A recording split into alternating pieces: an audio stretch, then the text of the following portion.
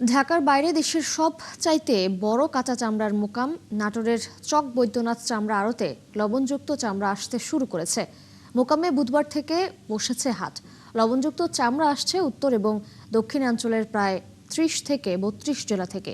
প্রতি শুক্রবারে হাট বসলেও ঈদ উপলক্ষে এই হাট বুধবার থেকেই বসেছে বলে জানান নাটোরের ব্যবসায়ীরা।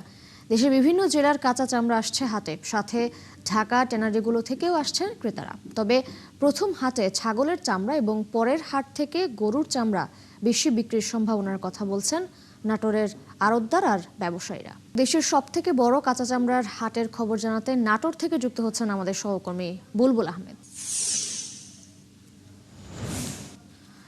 বুলবুল, হাটে কাঁচা চামড়ার আমদানি কেমন রয়েছে, সেখানে দাম নিয়ে ক্রেতা বিক্রেতারা কি বলছেন জানাবেন।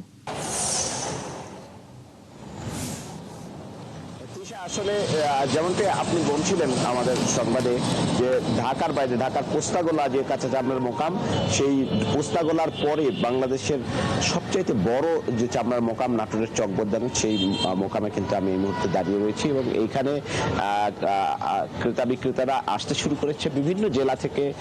পাবনা, রাজশাহী, চাঁপাইনবাবগঞ্জ, কুষ্টিয়া, চুয়াডাঙ্গা, বগুড়া, নওগাঁ বিভিন্ন জেলা থেকে কাঁচা চামড়া আসতে শুরু করেছে এবং ব্যাপারীরা নিয়ে আসছেন। এবং এই মোকামের যারা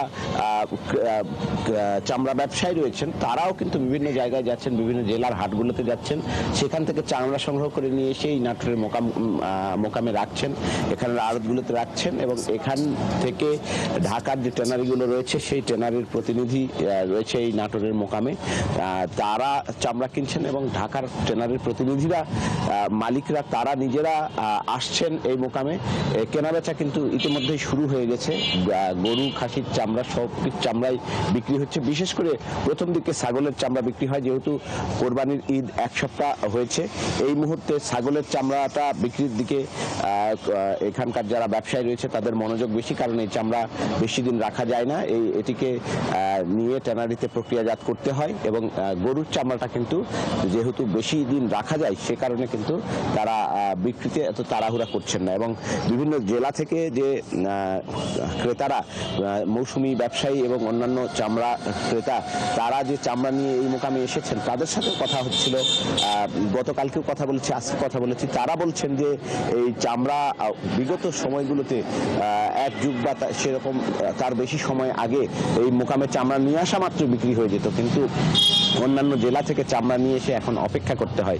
5 দিন 7 দিন অপেক্ষা করার পরে ঢাকার ট্যানারির প্রতিনিধি বা ট্যানারি ব্যবসায়ীরা এখানে আসার পরে, ট্যানারি মালিকরা আসার পরে সেই চামড়াগুলো বিক্রি হয়। এবং একই বুলবুল আহমেদ, আপনাকে ধন্যবাদ যুক্ত হওয়ার জন্য। সঙ্গেই থাকবেন দর্শক। দেশের সবথেকে বড় কাঁচা চামড়ার হাটের খবর জানাচ্ছিলেন আমাদের সহকর্মী বুলবুল আহমেদ।